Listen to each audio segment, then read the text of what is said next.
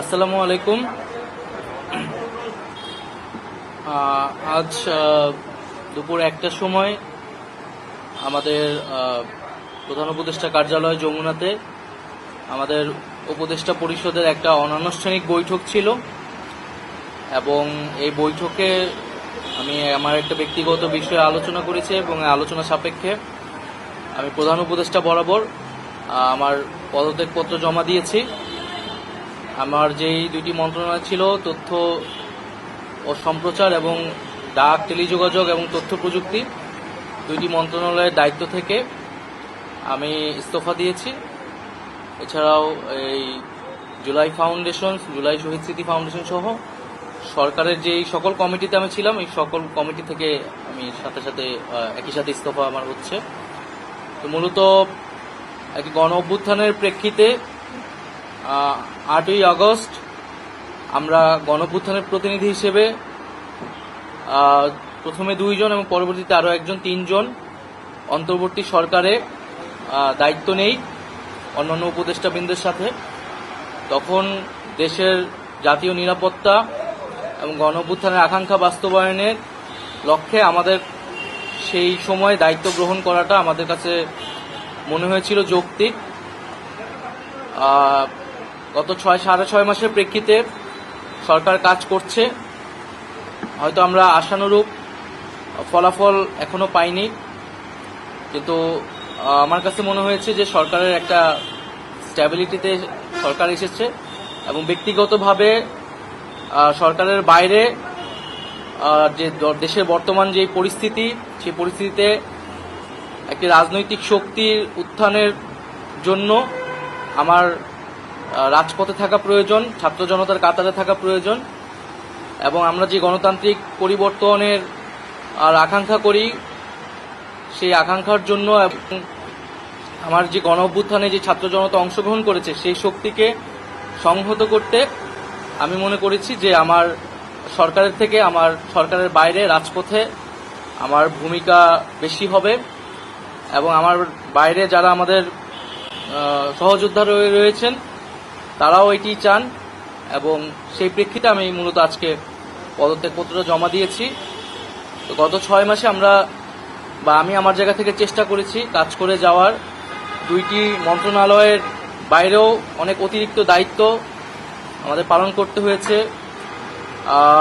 আমরা চেষ্টা করেছি এবং মন্ত্রণালয়গুলোতেও আমরা কিছু কাজ করেছি, সেই কাজের ফলাফল হয়তো সামনে জনগণ পাবে।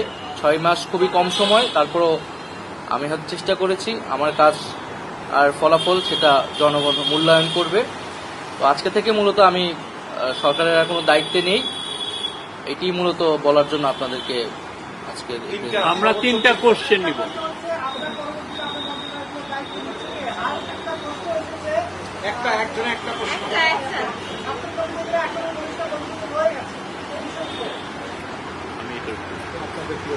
আমার পরে দায়িত্ব নিবে এটা আসলে ক্যাবিনেটে, পরবর্তীতে এটা ক্যাবিনেট ঠিক করবে, উপদেষ্টা পরিষদই ঠিক করবে। আর আমি আমার জায়গা থেকে মনে করেছি আমার বাইরের প্রয়োজন, বাট এখনো আমাদের গণ অভ্যুত্থানের আকাঙ্ক্ষা তো বাস্তবায়িত হয়নি। বিচার এবং সংস্কারের যে প্রতিশ্রুতি নিয়ে এই সরকার গঠিত হয়েছিল, ছাত্ররা এসেছিল, সেই প্রতিশ্রুতি পূরণে অন্য যে 2 জন রয়েছে তারা মনে করছে তাদের সরকারে এখনো দায়িত্ব রয়েছে, তারা এখনো সরকারে থেকেই জনগণকে সার্ভ করবে। তারা যদি রাজনীতি করার প্রয়োজন বোধ করে তারা তখন হয়তো সরকার ছেড়ে দেবে।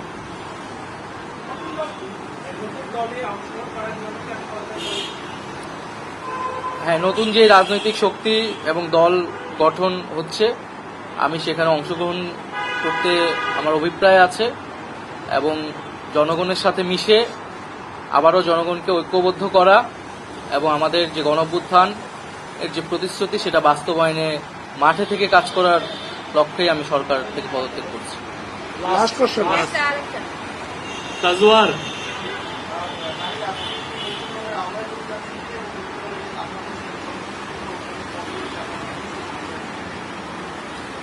এটার জন্য আপনাদের দলটির যেদিন ঘোষণা 28 তারিখ, সেদিন পর্যন্ত অপেক্ষা করতে হবে, সেদিনই এটা জানা যাবে।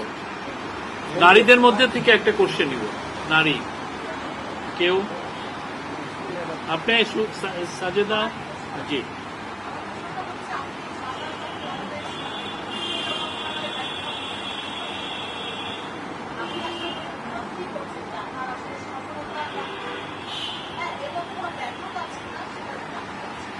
না, আমাদের তো অনেক সীমাবদ্ধতা ছিলই। আমরা সেই সীমাবদ্ধতাগুলো কাটানোর চেষ্টা করেছি সবসময়, এবং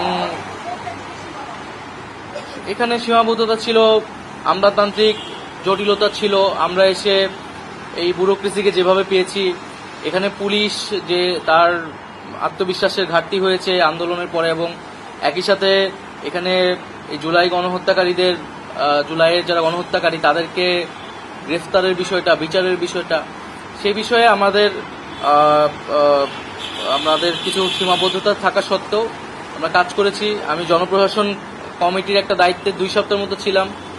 2 সপ্তাহের মিটিংয়ে আমরা সিদ্ধান্ত নিয়েছি যে যারা 18 সালের ডিসি ছিল এবং দুর্নীতির সাথে জড়িত ছিল তাদেরকে সরানোর ব্যবস্থা, এরকম কিছু উদ্যোগ আমরা নিয়েছি। এবং আমি আশা করব যে অন্তর্বর্তীকালীন সরকার সামনের দিনগুলোতে জনগণের যে আকাঙ্ক্ষা, গণঅভ্যুত্থানের যে আকাঙ্ক্ষা, সেই আকাঙ্ক্ষা বাস্তবায়নে তারা সচেষ্ট হবে, এবং দেশের যে আইন শৃঙ্খলা পরিস্থিতি, সেই আইন শৃঙ্খলা পরিস্থিতি এবং দ্রব্যমূল্য নিরসনে তারা সফলতা দেখাতে পারবে।